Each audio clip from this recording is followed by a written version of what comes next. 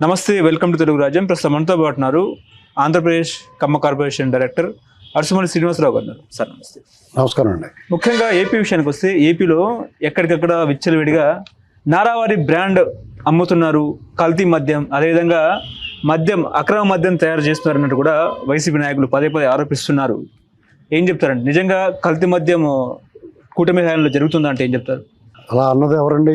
YCP నాయకులు మాట్లాడుతున్నారు. వాళ్ళు అలా అన్నపోతే ఏమంటారు? వాళ్ళకి ఏమన్నా ఇప్పుడు వాళ్ళు నరం లేని నాలుగు ఏమైనా మాట్లాడద్దండి. వాళ్ళకి ఏ సగం ఇప్పుడు ఏదో చిన్న దారి దొరికితే చాలు అన్నట్టు చూస్తూ ఉన్నారు. వాళ్ళకి అక్కడ తమ్మలపల్లి నియోజకవర్గంలో ఇబ్రహీంపట్నం దారి మొలకల చెరువు అన్న ఊళ్ళో ఒక నకిలీ మద్యాన్ని తయారు చేసి ఒక యూనిట్ని కనుగొన్నారు పోలీసులు. అది ఎవరు కనుగొన్నారు? ఏ ప్రభుత్వంలో కనుగొన్నారు? దానికి సంబంధించిన వాళ్ళు ఎవరు, ఏ పార్టీని సస్పెండ్ చేశారు? ఇది కూడా గమనించాలి. ఇక్కడ అసలుకు నకిలీ ఉండాలంటే అసలు ఉంటేనే కదా నకిలీ ఉంటుంది.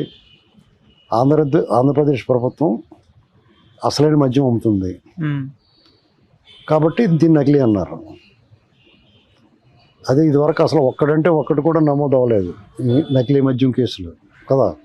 జగన్మోహన్ రెడ్డి హయాంలో అసలు నకిలీ మద్యం కానీ నకిలీ మద్యం తయారీ యూనిట్లు కానీ ఎవరు పట్టుకోలేదు.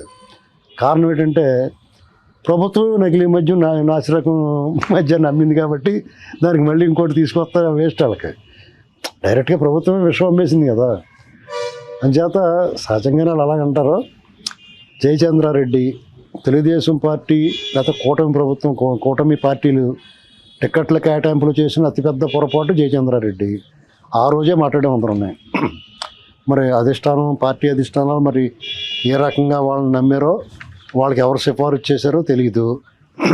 అక్కడ సహజంగా జరుగుతూ ఉంటాయి కొన్ని పొరపాట్లు. సరిదిద్దుకుని పొరపాటు, అది తప్పు కాదు, పొరపాటు చేశారు, సరిదిద్దుకున్నారు. ఇక్కడ అసలు ఆ యూనిట్ ఎప్పుడు స్టార్ట్ చేశారో కనుక్కున్నారా?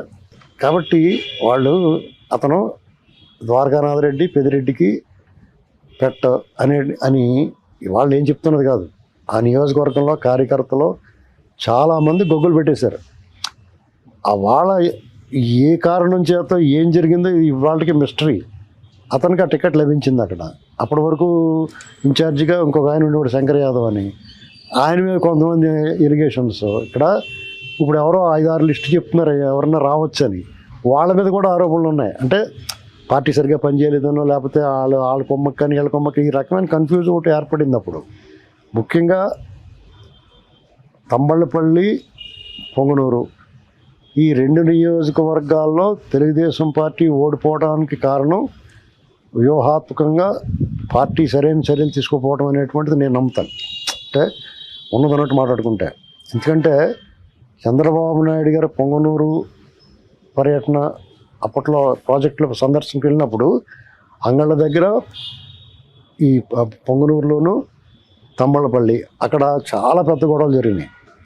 మీరు గమనించారో లేదో, జగన్మోహన్ రెడ్డి లాంటి అరాచక ప్రభుత్వంలో పోలీసు రాజ్యం నడుస్తున్నప్పుడు అడుగు తీసి అడుగేయాలంటే చాలా కష్టమైన పరిస్థితుల్లో అక్కడ తెలుగుదేశం కార్యకర్తలు తిరగబడి ఎరగొట్టేశారు. అక్కడ వాళ్ళందరూ కూడా తెలుగుదేశం పార్టీ కార్యకర్తలని, నాయకుల్ని కవ్వించి పోయి పోలీసుల వెనకాల దాక్కున్నారు వైసీపీ కార్యకర్తలు. ఆ వాళ్ళు కుమ్ముడు కుమ్మేస్తే పోలీసు ఎస్పీ కూడా బేరమంటూ వచ్చి పేదరికులు అరిచాడు, ఏడుపులు ఏడ్చాడు. గుర్తుందా మీకు? ఆ వాళ్ళు కూడా నా చేత ఇంటర్వ్యూ తీసుకున్నారు. మీరు చంద్రబాబు నాయుడు గారి మీద 302 కేసులు కట్టారు వాళ్ళు. అటువంటి చోట మరి పార్టీ ఎందుకని సరైన గట్టి రాయలేటి క్యాండిడేట్ని పెట్టుకోకుండా ఆ ద్వారగా ఇతనికి ఇచ్చారు, జయచంద్రారెడ్డికి. జయచంద్రారెడ్డి నిత్యం తెలుగుదేశం పార్టీని, నాయకుల్ని, పవన్ కళ్యాణ్ గారిని, మహిళల్ని నోటుకొచ్చినట్టు మాట్లాడుతాడు ఒక ఆయన యుఎస్ నుంచి. ఆయనతోటి సన్నిహితంగా ఉన్న ఫోటోలు, వీడియోలు వస్తూ ఉన్నాయి బయటకు. ఇప్పుడు అంటే వాళ్ళు పట్టుబడ్డాడు కాబట్టి ఇప్పుడు నిన్నటిదాకా అతను టీడీపీ ఇన్ఛార్జిగా ఉన్నమాట వాస్తవం. అది పార్టీ వ్యవస్థాగత వైఫల్యం కింద నేను భావిస్తాను. ఆ పార్టీ నాయకులు సరి చేసుకోవాల్సిందే ఖచ్చితంగా. దీని మీద ఏదైనా ఉంటే మా లాంటి సలహా చెప్పినా, మేము ఎప్పుడైనా విమర్శించినా, సున్నితంగానో గట్టిగానో ఘాటుగానో విమర్శించినా ఆ విమర్శనాలు తీసుకుంటారు, దాన్ని సరి చేసుకుంటారు తప్ప నువ్వెవరో మాట్లాడడం కానీ అనరు. లేకపోతే ప్రభుత్వంలో ఒక భాగం మీరు కూడా ఏదో కార్పొరేషన్ డైరెక్టర్ కాబట్టి మీరు మాట్లాడకూడదు అంటే ఎవరు కుదరదండి. అలాగా ఖచ్చితంగా తప్పు ఉంటే తప్పు అని చెప్తాం, మంచి ఉంటే మంచి అని చెప్తాం. ఈ విషయంలో ఈ నకిలీ మద్యం లేకపోతే నాసిరకం మద్యం అమ్మి ప్రభుత్వ ఆదాయాన్ని గండికొట్టి దాంట్లో ఈ ప్రభుత్వం చాలా పర్ఫెక్ట్గా పనిచేసింది. తమ్ముడు తనవాడైనా ధర్మమే అంటాడు ధర్మరాజు గారు. చంద్రబాబు నాయుడు గారు ధర్మరాజులు అంటాడు. కాబట్టి వాళ్ళ పార్టీ వాళ్ళు అయినా సరే సస్పెండ్ చేసి పడేసాడు. వాళ్ళ మీద కఠినమైన చర్యలు తీసుకుంటారో వాళ్ళు తోలు తీసి ఎండేస్తారు.